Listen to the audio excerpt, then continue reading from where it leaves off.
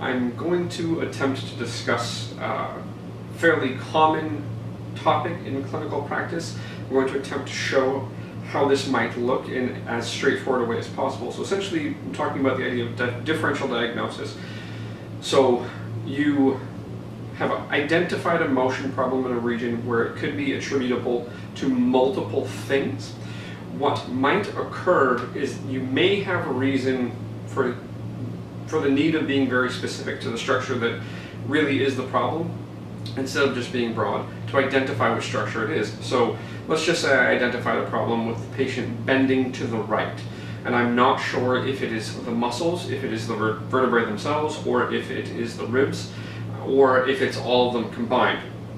The simplest way to identify this is to test each structure separately. So in a seated position, I would have already had the patient bend left and bend right, and then I would have identified what I'm looking for.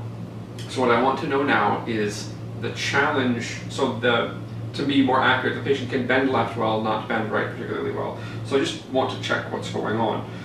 So if I do a conjoint test, take a deep breath and let it out. That's essentially what I would call a conjoint test. So everything moves, and I can't necessarily discriminate between things.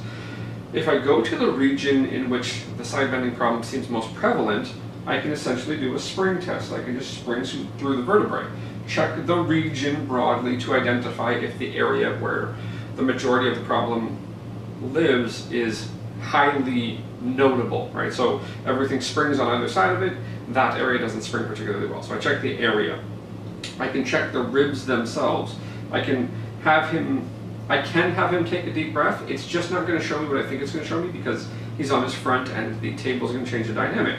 So again, I can just spring into the region and identify whether or not there is, again, in the area that the majority of the motion dysfunction lives, if there's more notable lack of motion. If I need to check the soft tissues, perpendicular to fiber direction in the region, right? So essentially, whichever structures I think might be involved, I would isolate them to test them as units, or to create a test that doesn't have all of them move as a complete set of structures.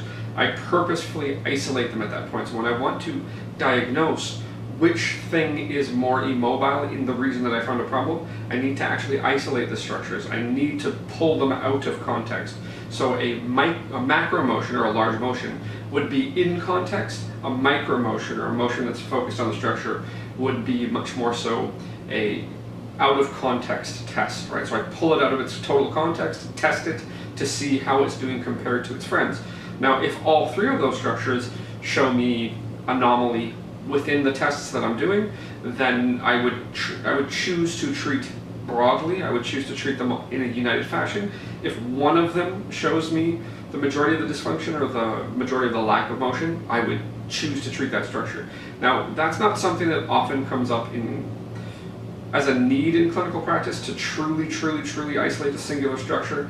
Usually you're able to do most of your treatments in a little bit more conjoint way, or a little bit more in context way. But should you have the requirement, if you want to identify which structure in a given region is giving you most of the trouble, isolate them, take them out of context, test them out of context. This is where I would suggest that what you're really aiming to do is not necessarily go use macro, identify as micro. You're going to micro and you're testing micro, you're testing that smaller point.